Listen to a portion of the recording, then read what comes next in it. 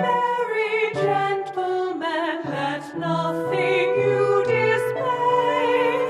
For centuries we celebrate every year on this day to keep our spirits merry.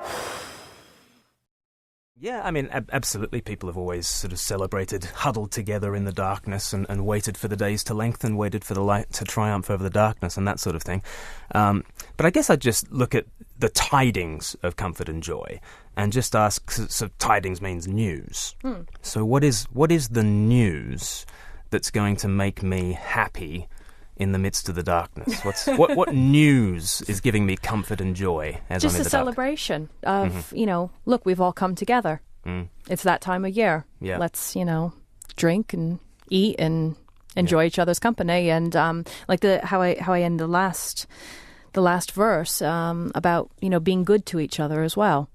Yeah. Because I think it's a time of year when we have these celebrations. It makes us happy. It makes us merry. But I think actually if we didn't have that, particularly in this part of the world, where it's a bit cold and wet and damp, and we might not be particularly nice to each other without the festive spirit in place. And I guess I'd say I think the festive spirit comes from a particular news item, and the news item being that the light has shone in the midst of the darkness. And, remember Christ our Saviour was born upon this day to save us all from Satan's power, lest we were gone astray. So that actually there is an otherworldly light that has dawned in the midst of the darkness, and therefore, there's comfort, there's joy, there's something to cling on to. Yeah. And I just wonder whether celebrating celebration is sustainable. Right. If you know what I mean? I want to celebrate something that elicits that celebratory kind of response from me. Or I want to sing about something that, because of its aesthetic appeal, because of its just joy-giving nature in and of itself, it calls forth the song, it calls forth the joy. Right. I guess the question for you there, Tyne, is as an atheist, where does the meaning of the celebration come from? For a Christian, obviously, like Glenn, it's very clear that the thing he's celebrating, the thing that we can be joyful about at Christmas is Jesus Christ, God with us, and all of the rest of that. Whereas for an atheist, what is the...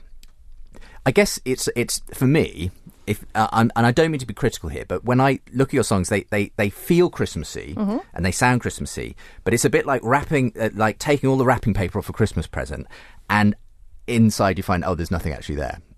Because it's like what you're celebrating is actually just, let's just try and get on with each other, folks. Is that kind of what it boils down to in the end, I suppose, is my question? No, not really. Because I immensely enjoy Christmas. And I know many atheists who do immensely enjoy Christmas. I mean, we think it's fantastic.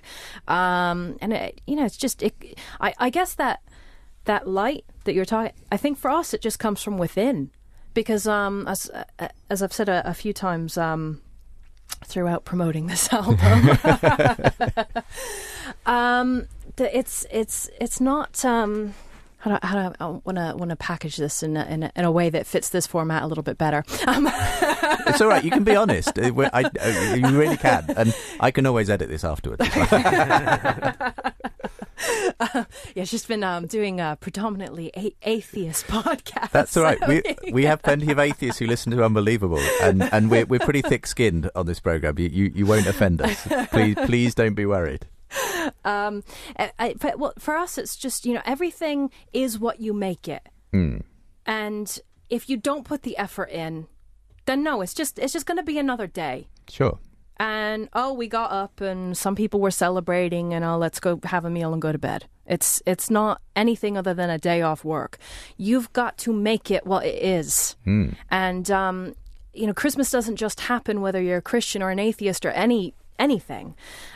Someone has put the time and the care and the love into preparing everything, with the decorations, the food. I mean, traditional Christmas cakes, how many months in advance do they start? It's a lot of love that goes into making Christmas.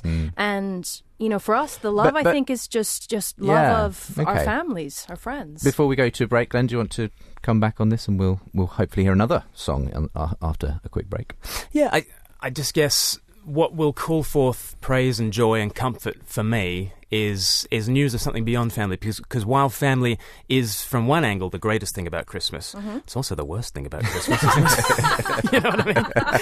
'Cause, you know, we're like porcupines huddling together in the dark, and we've got spikes, and we hurt each other, and, you know. Well, fair enough. And yeah, at some point point after Christmas lunch, we all retreat to Facebook and tell everyone what we really think about our families. And you know, I make a joke of it, but there's a serious point as well, that actually, if my only hope is within, or my only hope is my family, then I'm actually my biggest problem as well. You know, like, no one has sabotaged their own happiness better than I have in my life. No one's sabotaged their own success better than I have.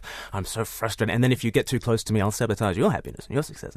And so if the hope is from within, I don't think that's as hopeful a proposition as, is there a light from on high that's dawned that in spite of my darkness, I can be loved and I can be okay? Do you know? I agree completely. Yeah. I mean, this is... I don't know if this is me in particular, but yeah, I mean, I do. I struggle with that all the time. The fact that it comes from here, inside. Everything that propels me in life. And sometimes, that gets a bit dim and I get a bit tired. And do you know how flawed you are as anyone else is? This is Premier Christian Radio.